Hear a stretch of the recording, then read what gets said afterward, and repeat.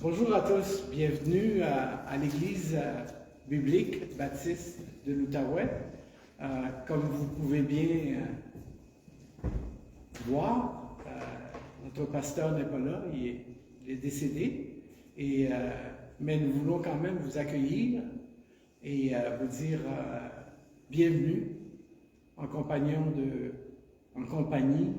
de frères et sœurs qui veulent venir ici adorer le Seigneur avec nous. Alors, j'espère que la parole de Dieu va être une bénédiction pour vous aussi, comme elle va l'être pour nous ici. Je veux commencer par vous introduire un concept peut-être nouveau, ce que je vais vous présenter.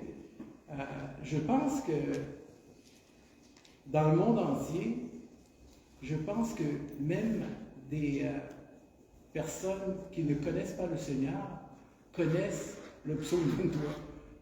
Je pense que dans la chrétienté au complet, le psaume 23, tout le monde peut le réciter par cœur. Je pense que j'avais 12 ans, je la récitais, le psaume 23, puis c'était le psaume préféré de ma mère. Mais aujourd'hui, on va commencer une série de 2 messages sur le psaume 23. Et ces 2 messages, le premier, ça va être pour introduire le psaume. Souvent, les prédicateurs introduisent, ils donnent l'histoire qui va être autour du récit biblique. Mais là, ce n'est pas vraiment un récit biblique, c'est un cantique. Mais je pense que ça va être intéressant pour vous parce que quand je me suis mis à l'étudier, ce psaume, j'ai découvert tellement de choses merveilleuses. Fait que moi, je l'ai appelé ce psaume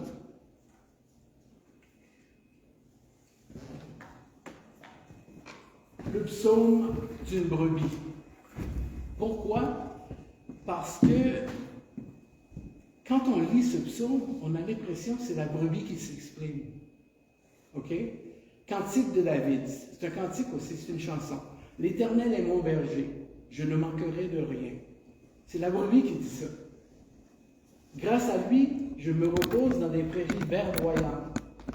Et c'est lui qui me conduit au bord des eaux calmes.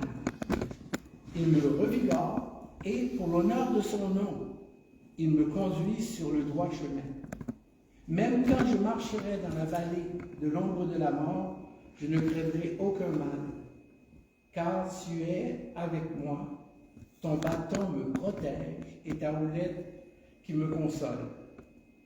Tu dresses la table devant moi à la vue de ceux qui me persécutent. Tu oins ma tête d'huile, ma coupe déborde. Oui, les biens et la miséricorde m'accompagneront tous les jours de ma vie, et j'habiterai dans la maison de l'Éternel pour l'éternité. On vient de chanter ce psaume.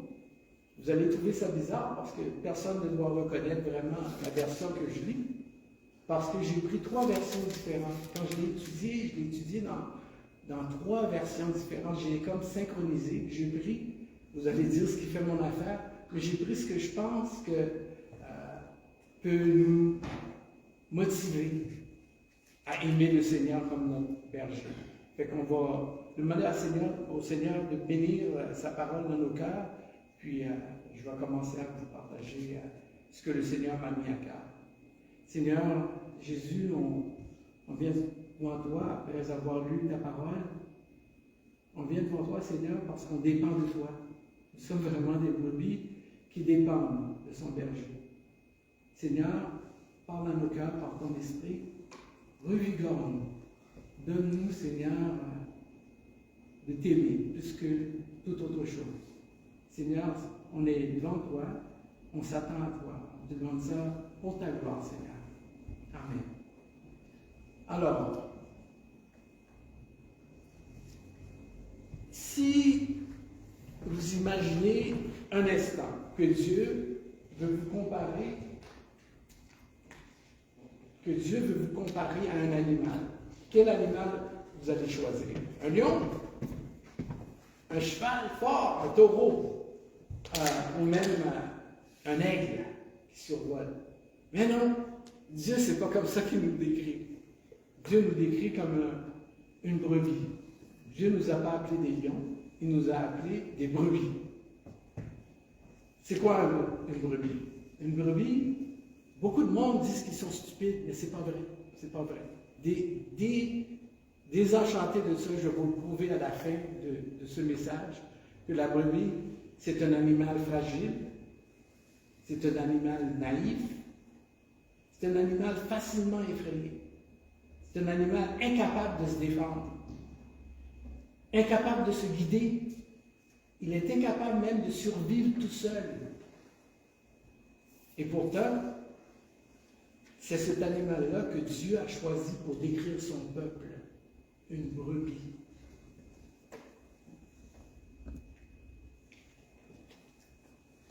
Pourquoi? Ben, je crois que c'est parce que si nous ne comprenons pas ce que nous sommes, nous ne comprendrons jamais ce que le berger est pour nous. Ce que je veux dire par là, c'est que le psaume 23, c'est pas juste un poème, c'est le témoignage d'une brebis reconnaissante. Une brebis qui reconnaît les bienfaits de son berger. Aujourd'hui, nous allons lire ce psaume et nous allons l'examiner avec les yeux d'une brebis. Je ne sais pas si ça s'est déjà fait, mais moi, quand je l'ai lu, c'est ça qui m'a pogné dans le cœur. Je suis une brebis. La brebis, c'est ce que nous sommes, par nature. Vous allez dire, ouais, on n'est pas fort, on n'est pas vite. Mais c'est comme ça que Dieu nous appelle. Nous sommes son peuple, le troupeau de son pâturage chaudissant. Et toi, Bethléem, villa de Juda, tu n'es certes pas le plus insignifiant des chefs-lieux de Juda, car c'est de toi que sortira le chef qui, comme un berger, conduira Israël, mon peuple. Savez-vous ce que c'est écrit, ça? C'est dans Matthieu, chapitre 2. Mais d'où est-ce que ça vient? Ça vient de Michée, chapitre 5. Et c'est comme ça que Dieu parle à Israël. La Bible parle du peuple de Dieu comme une brebis plus de 200 fois. Dieu parle de nous, ses enfants, comme des brebis. Spurgeon, un des plus grands écrivains, il a dit ceci. Tant que tu ne sais pas que tu es une brebis, tu ne comprendras jamais ton besoin du Seigneur. Si tu ne vois pas que tu es une brebis, là, tu ne verras pas ton besoin du Seigneur. Qu'est-ce que les bergers disent des brebis? Moi, ce que je veux faire aujourd'hui, ce n'est pas vraiment prêcher dans le texte même. Je veux qu'on introduise le texte, qu'on comprenne qu'est-ce que les bergers disent des brebis. C'est quoi une brebis? Une brebis, ça se perd. Ça se perd même en ligne droite. Ça se perd, une brebis, ça mange, puis ça s'en va, puis ça avance. Et soudain, ça se trouve dans une fosse. Et soudain, ça se trouve dans la bouche d'un lion. Ou ça se trouve dans un buisson. Une brebis, ça regarde pas plus haut que son nez. Il est très vulnérable. Une brebis, ça ressemble à l'être humain. Ça nous ressemble.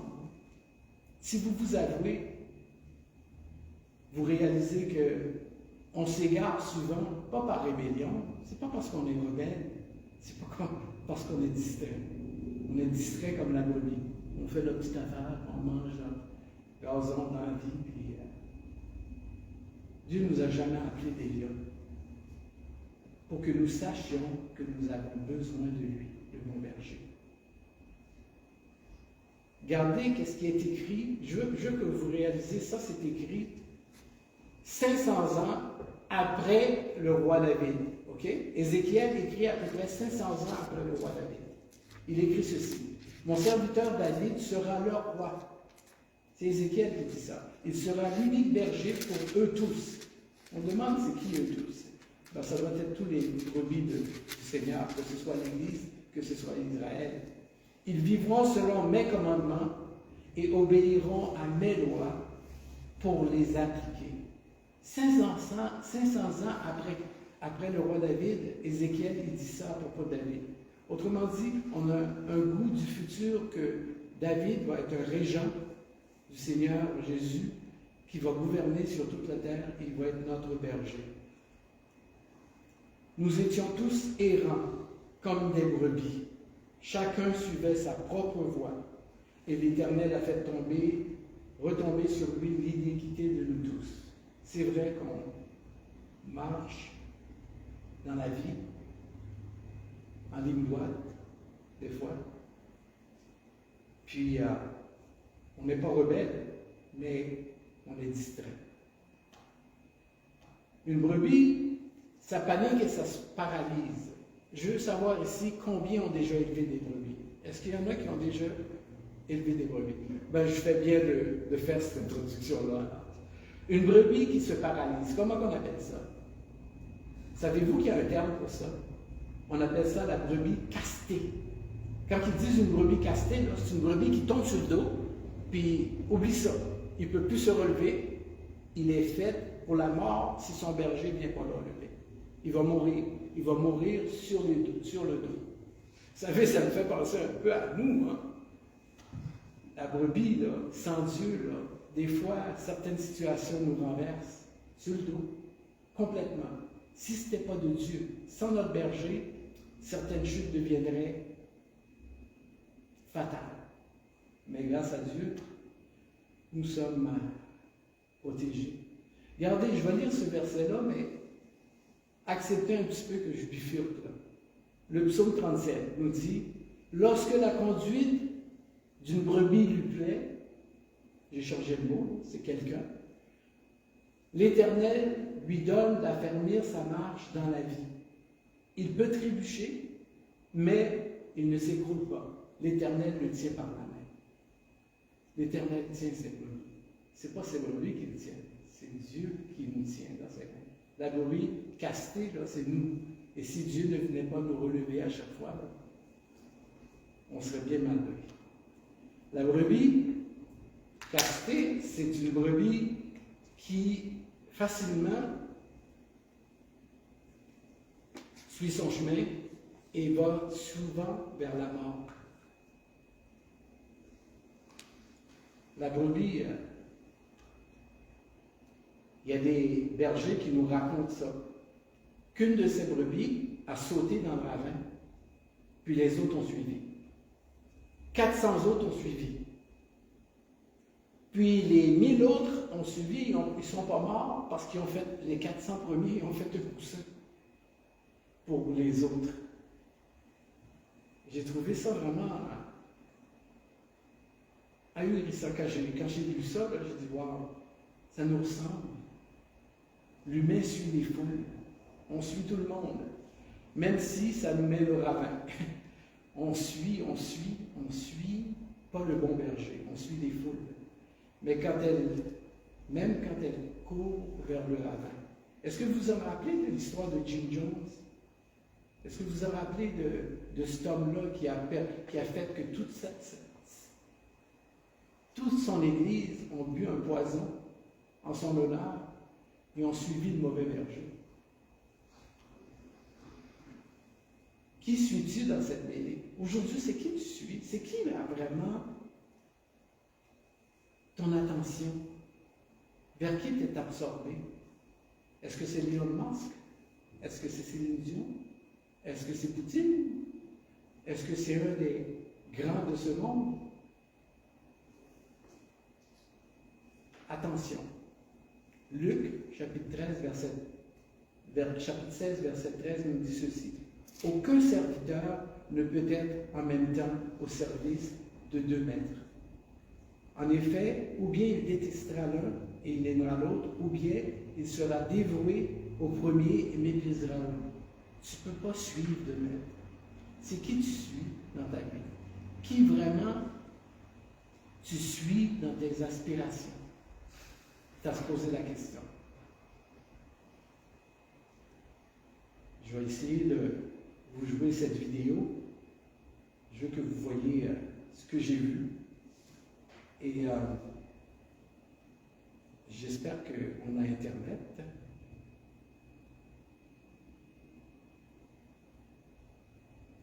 C'est pas très long, mais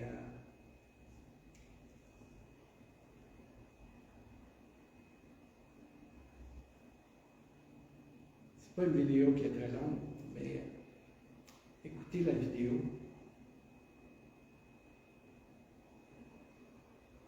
Tout le monde parle anglais ici, j'espère.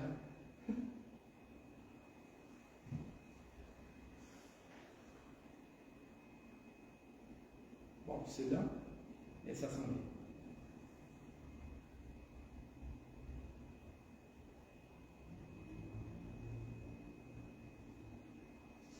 On va essayer de trouver une façon d'accélérer ça.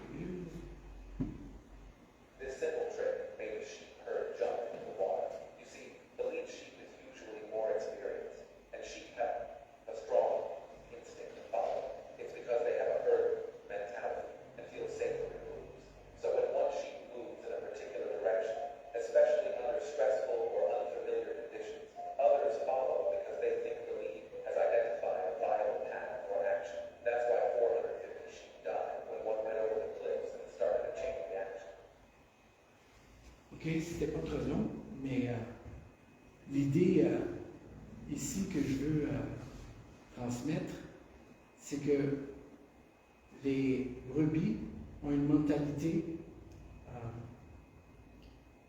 de suivre celui qui est en avant qui suit.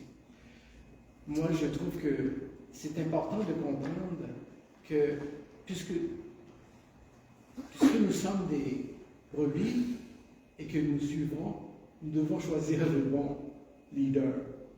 C'est important ça. Puis, je pense que les chrétiens de Bérée étaient très honorables parce que ce qu'ils faisaient, quand on leur présentait la parole de Dieu, ils examinaient qu'est-ce qu'on leur disait. Moi, j'aimerais ça que vous examinez ce que je vais vous dire, que vous vérifiez dans les Écritures si ce que je vous dis, c'est vrai. La brebis, savez-vous pourquoi? Moi, ça m'a étonné. Les brebis craignent l'eau qui bouge. Si une brebis est devant une rivière, la rivière coule, elle n'ira pas boire. Elle va mourir de soif. Là. Même devant une rivière abondante, qui a plein d'eau, la brebis va mourir de soif parce qu'elle a besoin de l'eau calme. C'est pour ça qu'on lit ça dans le psaume. Regardez qu'est-ce que Jésus dit à la Samaritaine, qui avait une vie mouvementée. 4 maris, puis le 5e, c'était même pas son mari. Elle avait une vie bouleversée. Puis le Seigneur lui dit, moi là, je vais te donner de l'eau. Mais celui qui boira de l'eau que je lui donnerai n'aura jamais soif. Bien plus, l'eau que je lui donnerai deviendra en lui une source intarissable qui jaillira jusque dans la vie éternelle. Dieu doit créer la paix dans nos cœurs pour que nous recevions l'eau vive près des eaux calmes. Savez-vous que vous pouvez mourir spirituellement à côté de beaucoup d'eau qui coule?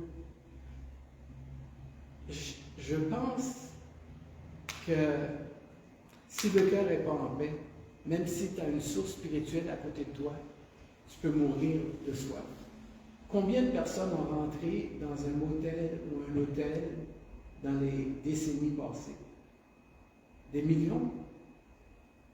Pourtant, il y avait une source intarissable d'eau vive dans le bureau juste à côté. Il y avait une Bible Gédéon. Et plusieurs sont sortis de cette chambre d'hôtel pour faire quoi des fois? Des crimes, pour aller tuer quelqu'un, pour se perdre, en fait. Pourtant, la source était juste à côté. L'eau vive était juste à côté d'eux. Il y avait juste à ouvrir la Bible. Mais savez-vous quoi? beaucoup de personnes dans ces modèles ont ouvert cette vie, puis ont rencontré le Seigneur. Ça, c'est merveilleux. Une brebis ne voit presque rien. On ne dit pas qu'elle est aveugle, elle voit très flou. Elle voit un loup, pas loin, puis elle dit, « Hein, écoute donc, c'est la brebis Marc, ça? C'est Marc, il a maigri beaucoup, hein? » Il pense que le loup, c'est une brebis. Oh, c'est son cousin Marc. Mais la brebis ne voit pas très clair. Elle a une vision floue, elle ne voit pas les dangers. Pour elle, les dangers sont invisibles parce qu'elle est naïve là-bas. Nous ne voyons pas l'avenir, vous et moi, les brebis du Seigneur. Nous avons besoin d'un berger qui voit plus loin. Tu ne vois pas demain, mais ton berger voit l'éternité. Jérémie 17,7 nous dit ceci. Béni soit la brebis qui met sa confiance en l'Éternel et qui fonde sur l'Éternel toute son assurance. Béni soit l'homme, mais béni soit la brebis. C'est nous, ça. La brebis, c'est aussi, elle est incapable de se défendre. Imaginez-vous, c'est probablement le seul animal sur Terre qui n'a pas de griffes, qui n'a pas de crocs, qui n'a pas de cornes, qui n'a pas de défense, qui n'a pas quelque chose de solide pour se défendre, a juste du poil tout autour. Elle est vulnérable sans son berger. Si son berger n'est pas là pour matraquer les loups, pour matraquer les lions qui s'approchent, elle est faite à l'os. Sans Dieu, ça me rappelle que nous, comme brebis, nous sommes sans défense. Avec Dieu, tu es imprenable. Mais sans Dieu, tu es vulnérable. Philippiens 4,13, je l'aime ce verset-là, j'ai même acheté la pochette pour mon téléphone. Je puis tout en celui qui me fortifie. Je puis tout, mais comment? En Christ, en celui qui me fortifie. Philippiens 4,13, c'est ça, c'est la vérité de la brebis. Psaume 108, verset 14, avec Dieu, nous ferons des exploits. Il écrasera même nos ennemis. C'est ce qu'on peut faire avec Dieu. On peut écraser l'ennemi, mais c'est Dieu qui le fait, c'est pas nous. C'est pas la brebis. Il y a quelqu'un qui a Jean 14, 1 à 6. Est-ce que la personne peut me lire? J'ai laissé deux feuilles en arrière pour Josh, sur le demande de sa mère. Je ne sais pas si c'est Josh qui l'a. C'est pour Josh. Oui. Ça aussi? Oui, ça aussi c'est pour Josh. Peux-tu nous lire à voix haute? Jean 14, 1, 6. Oui. Ok. Que votre cœur ne se trouble point, croyez en Dieu et croyez en moi. Il y a plusieurs demeures dans la maison de mon Père. Si cela n'était pas, je vous l'aurais dit, je vais vous préparer une place. Lorsque je m'en serai allé et que je vous aurai préparé une place, je reviendrai et je vous prendrai avec moi, afin que là où je suis, vous y soyez aussi. Vous savez où je vais et vous savez le chemin. Thomas lui dit, Seigneur, nous ne savons pas où tu vas, comment pouvons-nous en savoir le chemin? Jésus lui dit, je suis le chemin, la vérité et la vie. Nul ne vient au Père que par moi. Quelle garantie, hein? Quelle garantie de savoir qu'on a une place qui est préparée pour nous. Nous sommes des brebis qui sont non seulement protégées, choyées, et nous avons une place qui est préparée pour nous spécialement. Fait que c'est pas... le Seigneur ne nous laissera pas à la merci du loup. Une brebis, ça s'attache à n'importe quoi. Ça, j'ai été surpris. Je pensais qu'une brebis, ça suivait que son berger. Mais vous savez que les brebis, ils peuvent s'attacher à un arbre, ils peuvent s'attacher à une roche, à des bottines qui traînent dans le champ. Elle peut s'attacher à ça, la brebis. Ça nous ressemble-tu? On s'attache à à un rocher, on s'attache à un arbre. Mais si tu t'attaches pas au vrai berger, savez-vous quoi? Tu t'attacheras à un faux berger ou à n'importe quel berger. Parce que c'est la nature de la brebis, c'est de s'attacher à ce qui lui donne l'importance ou ce qui est disponible à sa portée. Nous sommes des brebis, ça, mais on a des avertissements à propos de ça. 1 Timothée 4:1 nous dit, mais l'Esprit dit expressément que dans les derniers temps, il y a des brebis qui abandonneront la foi pour s'attacher à des esprits séducteurs, à des doctrines de démons. C'est pour ça qu'il faut examiner les Écritures. C'est pour ça qu'il faut suivre le vrai berger. Jésus a dit, je suis le vrai berger, je donne ma vie pour mes brebis. La brebis ne sait pas nettoyer sa laine. La brebis, savez-vous que si le berger ne prend pas soin, ne le tond pas, ne le nettoie pas, ne le désinfecte pas, la brebis peut rester debout et mourir debout d'être là. Quand j'ai lu ça, j'ai dit, waouh, elle est vraiment vulnérable, elle est vraiment à la merci de son berger. Vous savez, elle est à la merci de son poids, de la saleté, de tous les parasites. C'est probablement un des seuls animaux qui ne se nettoie pas lui-même. Tous les autres animaux, ils se nettoient, ils se lavent. Moi, ma femme met une espèce de bol dans notre cour, puis on met de l'eau, on change régulièrement parce que les oiseaux viennent puis ils se baignent. Ils plongent dans l'eau, ils se lavent. Mais la brebis, elle ne se lave pas, elle ne se liche pas, elle ne fait rien. Là, je vais arrêter quelques minutes, puis je vais vous parler de comment est-ce que Dieu prend soin de cette brebis. Puis ça, prenez note parce que c'est important, parce que c'est comme ça que Dieu discipline un bon berger, discipliné. Sans sa discipline, les bergers, les brebis vont crever. Sans la tonte du berger, sans son soin, il va s'alourdir puis s'infecter, cette brebis-là. Alors, Matthieu 4:4, la brebis doit bien manger. L'alimentation, c'est important. L'homme ne vivra pas de pain seulement, pas juste du gazon, mais de toute parole qui sort de la bouche de Dieu. Tu veux être une brebis forte, tu dois manger, tu dois avoir un bon repas. Tu dois manger la parole de Dieu. C'est pas normal qu'un chrétien s'approche de la Bible une fois par mois, une fois par 2 semaines. Ça devrait être quelque chose de quotidien. Et si tu es sérieux avec Dieu, ça va être 2-3 fois par jour. L'homme ne vivra pas de pain. Si le Seigneur Jésus s'était discipliné pour manger de la parole, à plus forte raison ne devrait-on pas le faire. Savez-vous comment le Seigneur Jésus a vaincu le diable? Avec la parole. Il est écrit. Satan lui dit, fais donc ça. Jette-toi en bas. Il est écrit, tu ne tenteras pas le Seigneur ton Dieu. Tu ne tenteras pas le Seigneur ton Dieu. Parce qu'il savait que c'était écrit.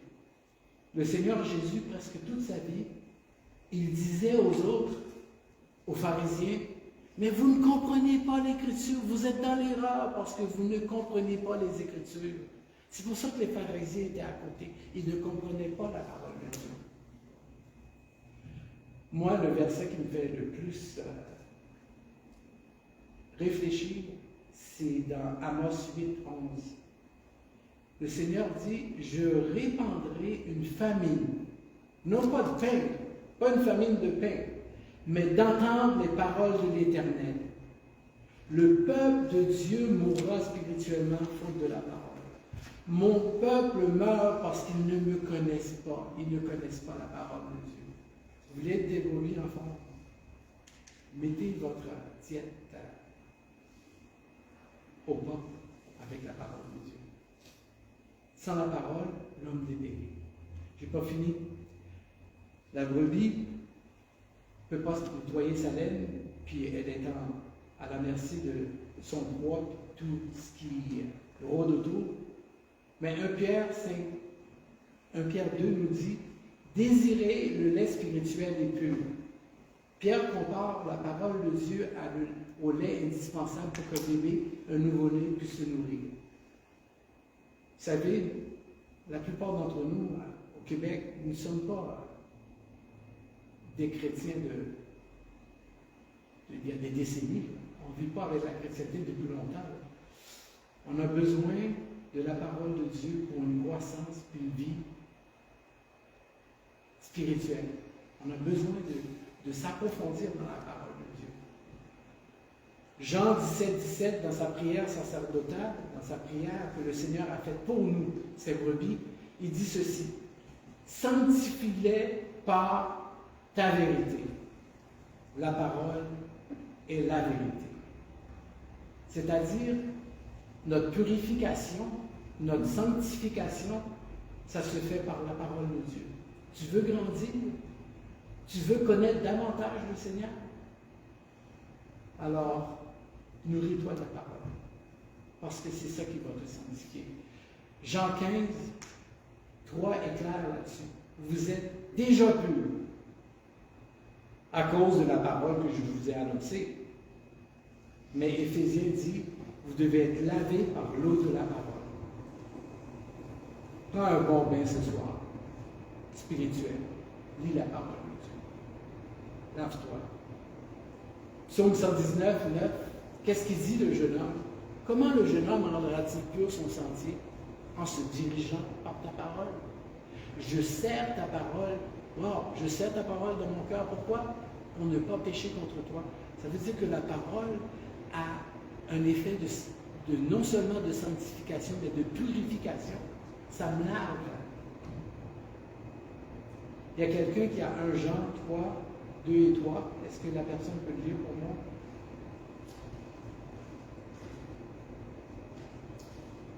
Jean 3, 2 et 3. Mes chers amis, dès à présent nous sommes enfants de Dieu et ce que nous serons un jour n'a pas encore été rendu manifeste. Nous savons que lorsque Christ paraîtra, nous serons semblables à lui, car nous le verrons tel qu'il est. Tous ceux qui fondent sur Christ une telle espérance se rendent eux-mêmes purs, tout comme Christ est pur. En se plongeant dans la parole de Dieu, en devenant plus comme Christ, en connaissant Christ personnellement, dans une relation personnelle avec lui, on se purifie. On se purifie. La relation que nous bâtissons avec Jésus-Christ nous rend purs jusqu'à ce qu'il revienne pour nous glorifier. Vous savez, nous avons été justifiés, oui, mais nous devons nous sanctifier. Nous devons nous purifier par la parole. La brebis peut se détruire elle-même. Ça, là, c'est complètement capoté de penser à ça. La brebis, là, elle peut manger jusqu'à mourir.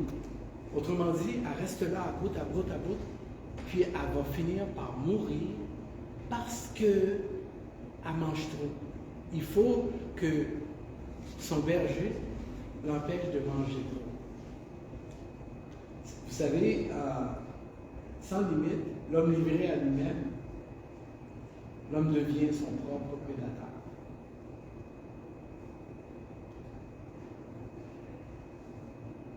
Proverbe 14, 12 nous dit: bien des brebis pensent être sur le bon chemin, et pourtant, ils se trouvent sur une voie qui finalement mène à la mort. Tite, dans le livre de Tite, c'est l'apôtre Paul qui parle à Tite, son fils dans le Seigneur. Il lui dit ceci: car il fut un temps où nous-mêmes, l'apôtre Paul parle de lui aussi, puis moi je vous dis que ce que je vois lire, c'était moi tout craché. Nous vivions en insensé, dans la révolte contre Dieu, égarés, esclaves de toutes sortes de passions et de plaisirs. Nos jours s'écoulaient dans la méchanceté, dans l'envie, dans la jalousie, dans la colère, dans la mesquinerie, dans tout ce que vous voulez. Nous étions haïssables et nous haïssions les uns les autres. Nous, les brebis du Seigneur, nous étions comme ça. alors on peut se détruire soi-même. La brebis ignore sa vulnérabilité. Vous savez, parmi les traits les plus significatifs, c'est que la brebis ne sait pas qu'elle est vulnérable. Et je pense que beaucoup de croyants ne se voient pas vulnérables, ne pensent pas qu'ils sont vulnérables. Ils prennent à la légère les avertissements de l'apôtre Paul.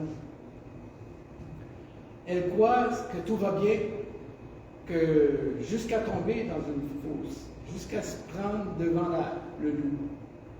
La brebis, tout va bien jusqu'à ce qu'elle rentre devant le danger. Le péché n'est pas seulement dangereux, mais il est trompeur.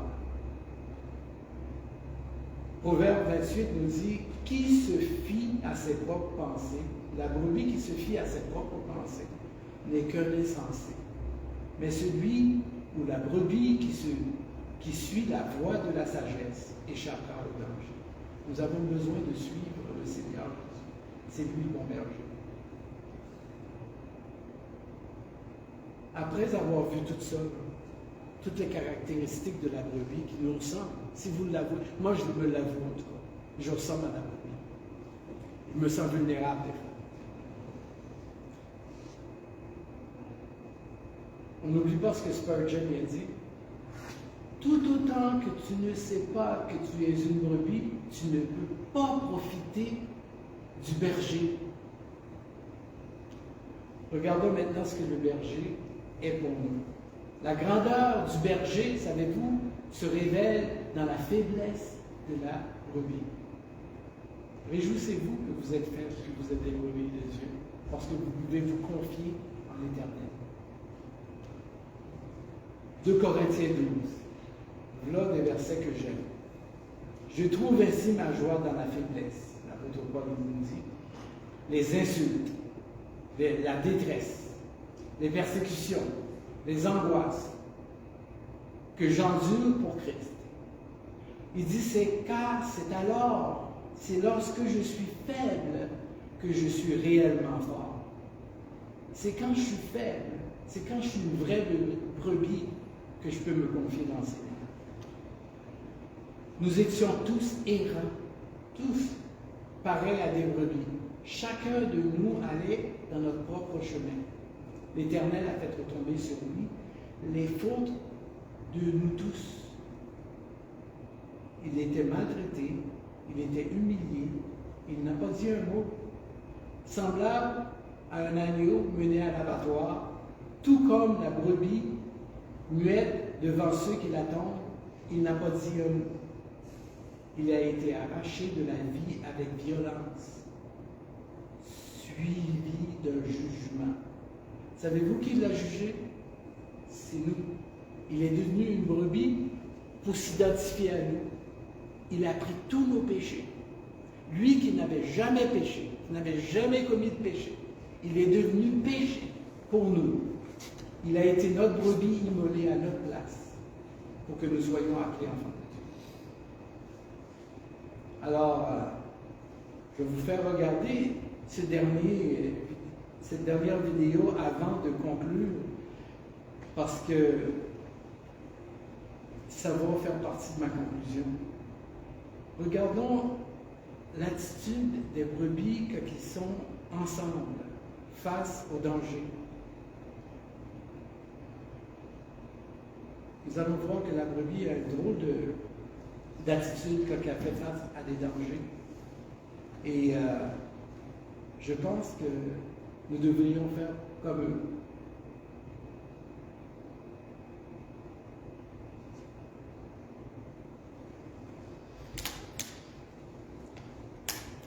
C'est pas très long.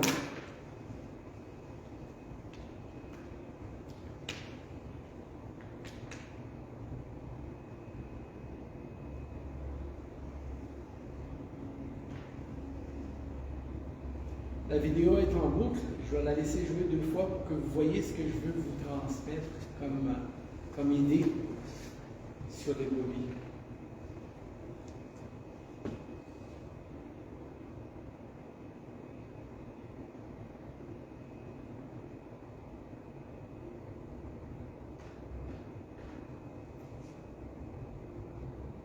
pas très long.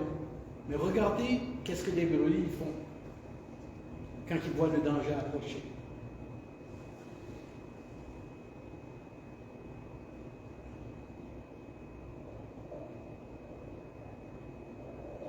Ça va jouer en boucle.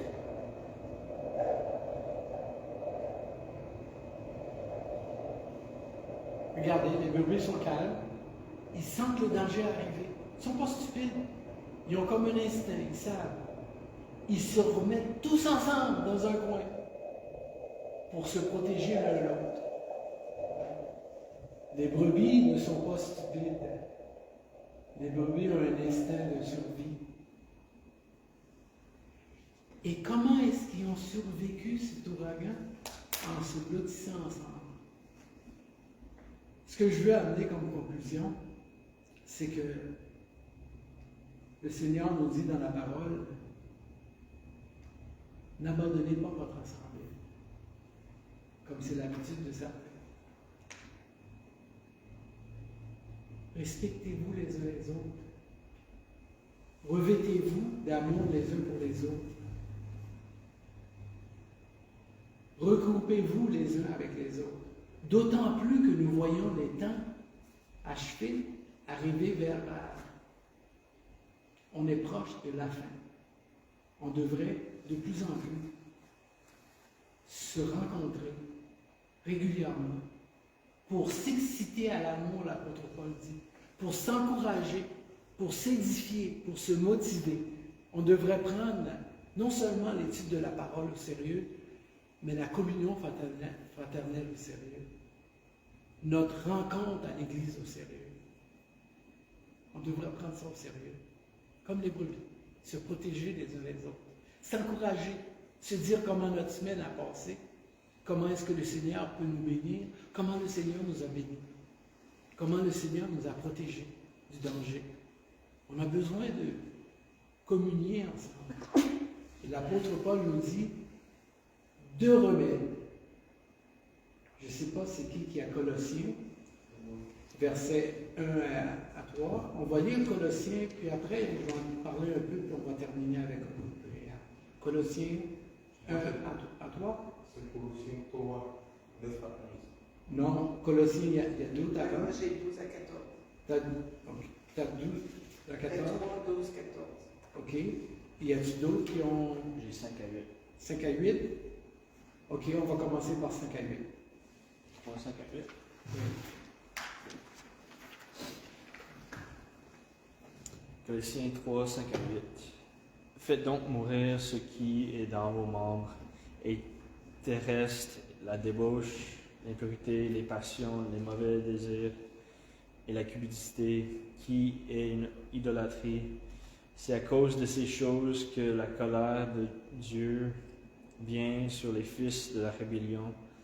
C'est ainsi que vous marchiez autrefois, lorsque vous viviez dans ces péchés. Maintenant, renonce à toutes ces choses, à la colère, à l'animosité, à la méchanceté, à la calomnie, aux paroles équivoques qui pourraient sortir de votre bouche. 9 à 11.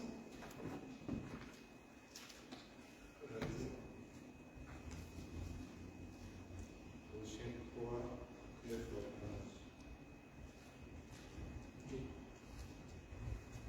Ne manquez point les uns aux autres, ayant dépouillé les vieils hommes avec ses œuvres, et ayant revêtu le nouvel homme, qui est renouvelé dans la connaissance à l'image de celui qui l'a créé. Ici, il n'y a ni grec, ni juif, ni circoncis, ni incirconcis, ni barbare, ni scythe, ni esclave, ni libre, mais Christ est tout en tous. Colossiens 3, 12 à 14. Ainsi donc, comme des élus de Dieu, saints et bien-aimés, revêtez-vous de sentiments de compassion, de bonté, d'humilité, de douceur, de patience. Supportez-vous les uns les autres. Ici, si l'un a un sujet de se plaindre de l'autre, pardonnez-vous réciproquement. De même que Christ vous a pardonné, pardonnez-vous aussi. Mais par-dessus toutes ces choses, revêtez-vous de l'amour qui est le lien de la perfection. Il y a quelqu'un qui a Éphésiens 6, 10 à 12. Oui. C'est 6, 10 à 12. Au reste, fortifiez-vous dans le Seigneur et par sa force toute puissante. Revêtez-vous de toutes les armes de Dieu afin de pouvoir tenir ferme contre les ruses du diable. Car nous n'avons pas à lutter contre la chair et le sang, mais contre les dominations, contre les autorités, contre les princes de ce monde de ténèbres, contre les esprits méchants dans les lieux célestes. Wow! On a 3 choses à faire ici. Là. Je vais résumer vite. Nous devons nous dépouiller. C'est toutes nos mauvaises habitudes, tous les péchés qui nous tiennent captifs. On doit se dépouiller de tout ça. C'est un effort, ça. Je vous l'assure, parce que depuis ma vie chrétienne, je n'arrête pas de me dépouiller. Puis je m'en dépouille encore. À chaque fois que je vois, par exemple, l'impatience se placer, je me dis le matin en me réveillant, je vais être patient aujourd'hui avec ma femme. Je vais être patient. Seigneur, donne-moi la victoire. Puis qu'est-ce que je sais pas, je m'irrite pendant la journée. Je me dépouille encore du vieillard. Puis on a besoin tous de faire ça. Puis, on doit revêtir l'homme nouveau. Ça, c'est pas trop naturel. Mettre l'homme nouveau. Mettre la bonté. Mettre le pardon. Mettre la patience. Mettre la tolérance. Puis quand j'arrive, des fois, dans mon cœur, ma femme, elle ne sait pas, là, que je ne m'irrite pas contre elle parce qu'il y a quelque chose qui m'a frustré. Je dis merci Seigneur. J'ai pu dire, j'ai vraiment aimé ma femme aujourd'hui parce que je n'ai pas perdu patience. Ça m'arrive des fois d'avoir la victoire. On doit se dépouiller du vieil homme, on doit revêtir l'homme nouveau. Et dans toutes ces choses, on doit ensemble s'exciter à l'amour. Puis se protéger. Ça là, les armes de Dieu, je ne comprends pas quelque chose, je vais vous partager ça. Je ne comprends pas les chrétiens qui font des séances pour bonzir les bras contre l'ennemi, vouloir terrasser Satan, vouloir faire des sparages pour lutter contre Satan. Hey, c'est pas notre job. On ne se bat pas contre la chair et le sang. Ce n'est pas des coups de poing qu'on donne. C'est contre des esprits malsains qu'on se bat. Puis la seule façon de combattre contre les autres, c'est comment? C'est à l'aide d'armes spirituelles. C'est des armes spirituelles. Vous voulez vraiment combattre Satan? Dites la vérité tout le temps à vos frères. Moi là, je vais vous dire quelque chose. Je pêche, c'est un pécheur. Mais j'haïs le péché. À ce temps, quand je me pogne à mentir, là, j'ai envie de quasiment me donner une claque dans la face. Je déteste le péché. Je suis un peu comme l'apôtre Paul. Dans un sens, je comprends ce qu'il dit quand il dit « Je fais le mal que je ne veux pas faire, puis je ne fais pas le bien que je voudrais faire. Qui va me délivrer de ça? » Ben c'est Jésus. Notre combat, ce n'est pas contre la chair, c'est contre des démons. Alors, ce qu'on doit faire, c'est dire la vérité. On doit avoir la foi, avoir l'assurance de notre salut, porter le casque qui protège notre tête. Comment est-ce que Satan a attaqué Ève dans sa tête? Hey, il t'a-tu vraiment dit ça? Il t'a-tu dit que tu ne peux pas manger? Ben, il sait très bien que quand tu vas manger, tu vas devenir comme Dieu. Où est-ce que Satan a attaqué Ève? Dans sa tête.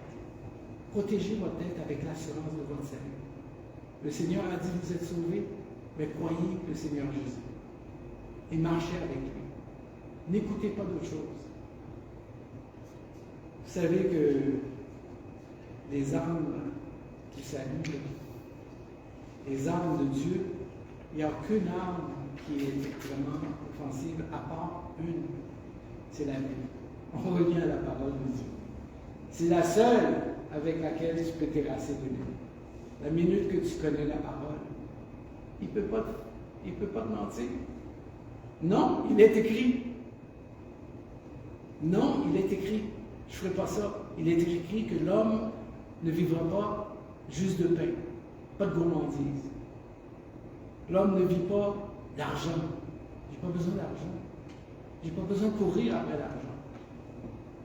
J'ai pas besoin du sexe avec toutes sortes de femmes. J'ai juste besoin de ma femme. C'est ce que Dieu m'a prescrit. Gloire à Dieu.